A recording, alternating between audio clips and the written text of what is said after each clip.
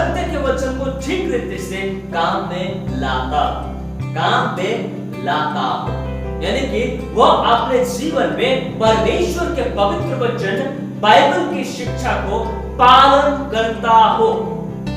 यदि एक मसीह परिवार का पिताजी या हस्बैंड बाइबल की शिक्षा को पालन नहीं करता परंतु बच्चों को पालन करने सिखाता है तो बच्चे कुछ भी नहीं सीख पाएंगे, बच्चे बिगड़ जाएंगे। आगे चलकर वही बच्चे हमारे लिए सिर दर्द का कारण बनेगा।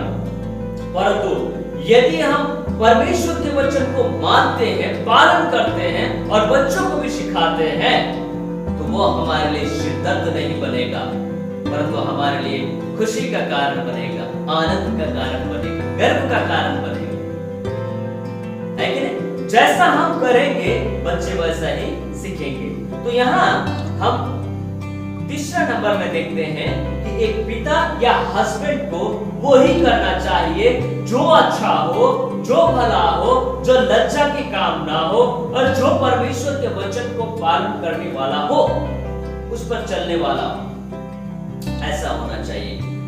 और भी बहुत सारी बातें हम देखते हैं कि वे वचन का पालन करें और बच्चों को भी वचन का पालन करना सिखाएं। और दूसरी बात जो एक पिता या एक हस्बैंड को करने का जिम्मेदारी है वो है good provider for the family. पिता परिवार का अच्छा प्रबंधक होना चाहिए। पिता परिवार का अच्छा प्रबंधक होना चाहिए। परिवार के हर सुख सुविधा को समझकर परिवार की आवश्यकता को पूरा करने वाला, जिम्मेदारी लेने वाला पिता होना चाहिए, हस्बैंड होना चाहिए। तो वो परिवार एक ऑर्डरली फैमिली कहा जाएगा, तो वो परिवार एक डिसिप्लिन फैमिली कहा जाएगा। पहला तिमोथी 3:4 पर अपने घर का अच्छा प्रबंध करता और अपने बाल बच्चों को सारे गंभीरता से अधीनता में रखता। अपने परिवार का अच्छा प्रबंध करता क्योंकि ये पिता की जिम्मा है, ये हस्बैंड की जिम्मेदारी है। वो अपने परिवार के आवश्यकता को पूरा करे क्योंकि वचन कहता है कि एक पिता को अच्छा प्रबंधक होने की जरूरत है और अपने बाल बच्चों को पूरी गंभीरता के साथ में परमेश्वर के वचन और माता पिता के अधीन में रख सकने वाला पिताजी होना चाहिए, रख सकने वाला हस्बैंड होना चाहिए। अपने पत्नी को भी और अपने बच्चे को भी सुमार्ग में चलाने वाला, सही शिक्षा देने वाला और सही शिक्षा पर चलने वाला होना चाहिए और सही प्रबंधक, अच्छा प्रबंधक होना चाहिए, अ गुड मैनेजर होना चाहिए। परिवार का सटीक प्रबंध करने वाला व्यक्ति, जिम्मा लेने वाला व्यक्ति होना चाहिए। ये शिक्षा है मसीह परिवार के लिए, ये शिक्षा है मसीह परिवार का एक ऑर्डरली फैमिली के लिए, एक डिसिप्लिन फैमिली के लिए, जो परमेश्वर का पवित्र शास्त्र वचन सिखाता है कि एक परिवार में कैसा ऑर्डरली फैमिली होना चाहिए, अनुशासित परिवार कैसा होना चाहिए, एक श्रृंखलाबद्ध फैमिली कैसे होना चाहिए। उस विषय में परमेश्वर का वचन बाइबल कितना सुंदर शिक्षा देता है। आज हमारे लिए जरूरी है इन बातों को समझने के लिए। यदि हम नहीं समझ पाएंगे तो हमारा परिवार अच्छा परिवार नहीं बनेगा, हमारा परिवार कभी भी खुशी देने वाला परिवार नहीं बनेगा, क्योंकि हम जैसे करेंगे परिवार के लिए, परिवार भी आगे चलकर हमारे साथ वैसा ही करेगा, है कि नहीं? और तीसरी जिम्मेदारी जो एक हस्बैंड या एक पिता की होनी चाहिए वो है love your wife like Christ. अपने पत्नी से ऐसा प्रेम करो जैसा प्रभु यीशु मसीह ने कलीसिया से प्रेम किया, चर्च से प्रेम किया और अपने आप को दे दिया, अपने आप को चर्च के लिए दे दिया। यानी कि यहां बताना चाहता है, वचन यहां पर बताना चाहता है कि अपने पत्नी को इस हद तक प्रेम करें कि यदि जान देने का समय भी आ जाए, जान देने तक का अवस्था भी आ जाए, तो भी हम न मुकरे। अपने पत्नी के लिए अपना जान तक देने तक उसके लिए प्रेम करें, उससे प्रेम करें, पति और पत्नी के बीच में तीसरा कोई नहीं आना चाहिए। ये शिक्षा धर्मशास्त्र बाइबल एक बाइबलीय परिवार के विषय में बताता है, एक क्रिश्चियन फैमिली के विषय में बताता है। हाउ ब्यूटीफुल इट इज, कितना सुंदर है, कितना अच्छा है ये, कितना प्यारा है ये। यदि दोनों पति पत्नी इस बातों को समझ लेते हैं तो उनके बीच में तीसरा का कोई चांस ही नहीं रहता। तीसरा का चांस कब होता है? जब परिवार में यानी कि पति और पत्नी के बीच में प्रेम की घटी हो जाती है। इसीलिए बाइबल में बताता है, हम देख सकेंगे, उसे देखेंगे।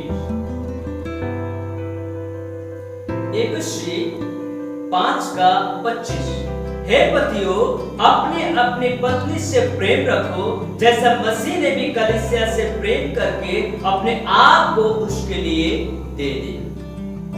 तो यहाँ पर स्पष्ट लिखा है, हे पतियों अपने अपनी पत्नी से प्रेम रखो जैसा मसीह ने भी कलीसिया से प्रेम करके अपने आप को उसके लिए दे दिया। यहाँ पर अपने अपने पत्नी के विषय में लिखा है, किसी और की पत्नी के विषय में नहीं लिखा है। ये समझने की जरूरत है। यदि हम परमेश्वर के डर भय में चलते हैं, यदि हम सारे सृष्टि के कर्ता प्रधान परमेश्वर, परम प्रधान परमेश्वर के आज्ञाकारिता में चलते हैं, यदि हम उसके आशीषों को पाना चाहते हैं, तो आज परमेश्वर के वचन का पालन करना हमारे लिए बहुत ही जरूरी है। यदि हम परिवार में सुख शांति देखना चाहते हैं, उन्नति देखना चाहते हैं, तो परमेश्वर के वचन का पालन करना बहुत ही जरूरी है। जब एक ऑर्डरली फैमिली बन जाता है तो उसमें दुख की तो गुंजाइश ही नहीं आती, क्योंकि उसको संभालने वाला तो परमेश्वर है, जो हमें आंधी से, तूफान से, यानी कि नाना प्रकार की समस्याओं से, बाधाओं से, घटी कमी से बचाने वाला, सुरक्षा देने वाला, प्रबंध करने वाला एक है, वो है परमेश्वर।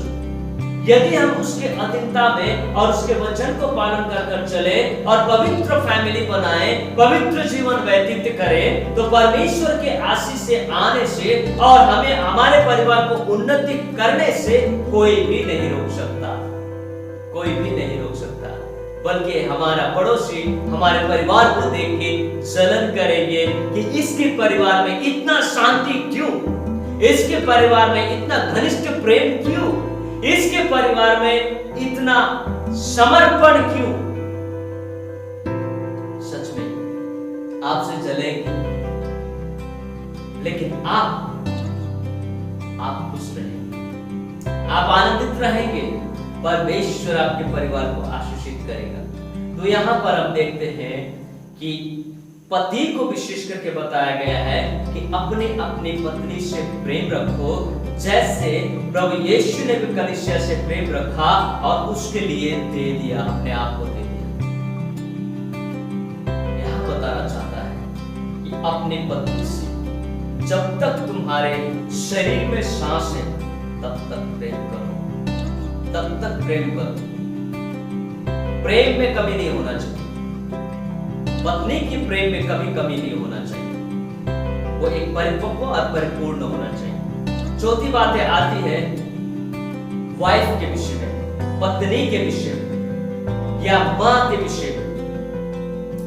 पत्नी एक परिवार में क्या रोल अदा करती है या करना चाहिए, वचन के अनुसार क्या रोल अदा करना चाहिए। बाइबल बताती है कि एक पत्नी को अपने पति का यानी कि अपने हस्बैंड का हेल्पर के रूप में मदद करना चाहिए, हेल्पर के रूप में। हमेशा वह पति का सपोर्टर होनी चाहिए, बुरे कामों में नहीं, अच्छे कामों के लिए सपोर्टर होना चाहिए, बुरे कामों के लिए नहीं। यदि बुरा काम करते हैं तो उससे झगड़ा करने का नहीं है। मसीह परिवार कभी भी झगड़ा नहीं करता, वो झगड़ा करने के लिए नहीं है। अगर आप अपने पति से झगड़ा करोगे तो आपका पति और भी अधिक वो काम करेगा जो आप नहीं चाहते कि वो करे। परंतु आप अपने पति को वश में रखने के लिए अपने प्रेम को प्रदर्शित करें, अपने प्रेम को दर्शाएं और उसके लिए प्रार्थना किया करें। कभी भी अपने पति को यह महसूस ना होने दे कि मेरे पत्नी से मुझे जो मिलने वाला प्रेम है वो कम हो गया। कभी नहीं, ऐसा होने नहीं देना चाहिए। और पति के लिए तो हमेशा एक पत्नी को प्रार्थना करना चाहिए, प्रार्थना करना चाहिए, क्योंकि वो काम में जाते हैं, ड्यूटी में जाते हैं, कोई ड्राइवर है, कोई फौजी है, कोई इलेक्ट्रिशियन है, कोई क्या है, जो भी है वो परिवार के लिए प्रबंध करके लाने वाला है कि? तो इसीलिए पत्नी को चाहिए कि कभी भी अपने पति के प्रति का जो प्रेम है वो कम नहीं होना चाहिए। दूसरी बातें जो बताती है बाइबल वो है कि हमेशा पति का हेल्पर बनकर रहना चाहिए, क्योंकि उत्पत्ति के पुस्तक में यानी कि सृष्टि के समय पर ही परमेश्वर ने जब परमेश्वर ने आदम की सृष्टि की, तो पुरुष की सृष्टि की, तो पुरुष को देखा कई वर्षों तक वो अकेला है, उसका कोई संगी नहीं, कोई साथी नहीं, और बाकी जीव जंतुओं का जोड़ी है पर उसका जोड़ी नहीं है। इसलिए परमेश्वर ने उसके लिए जोड़ी बनाई, है ना, उसके देह के अंश में से ही अंश निकाल करके उसके लिए एक स्त्री बना दी, और वह स्त्री आदम को सौंप दिया और कहा कि ये तुम्हारी पत्नी है और ये तुम्हारी हेल्पर है। तो आदम ने बोला कि यह मेरे देह में की देह है, मेरे हाड़ में की हाड़ है, मेरे मांस में की मांस है, इसलिए ये नारी कहलाई, क्योंकि ये नर से निकाली गई है, इसलिए ये नारी कहलाई। और वही सारे विश्व भर में नारी बोल के बुलाते हैं, स्त्री ही है वो। जो बाइबल में लिखी गई है वही बातें दुनिया में है, मगर ऑर्डरली नहीं है। कोई उसको मानने के लिए तैयार नहीं है, ऑर्डरली जीने के लिए तैयार नहीं है। तो ऑर्डरली फैमिली जब हम जिएंगे, जब हम करेंगे या परमेश्वर में समर्पित होकर जब हम करते हैं, तो उसमें परमेश्वर की बड़ी आशीषें होती है। उत्पत्ति के पुस्तक 2 अध्याय का 18 और 20 पद। फिर यहोवा परमेश्वर ने कहा, आदम का अकेला रहना अच्छा नहीं, मैं उसके लिए एक ऐसा सहायक बनाऊंगा जो उससे मेल खाए। अतः आदम ने सब जाति के घरेलू पशुओं और आकाश के पक्षियों और सब जाति के बनेले पशुओं के नाम रखे, परंतु आदम के लिए कोई ऐसा सहायक न मिला जो उससे मेल खाए। तब परमेश्वर ने आदम को गहरी नींद में सुलाकर उसके लिए एक हेल्पर बनाकर दिया, वो थी स्त्री यानी कि पत्नी। और एक पत्नी को अपने पति के प्रति समर्पण और अपने पति के प्रति प्रेम और अपने पति को हमेशा हेल्प करने वाली होनी चाहिए। अब प्रश्न यहाँ आता है कि हम किस तरीका से अपने पति को हेल्प करें।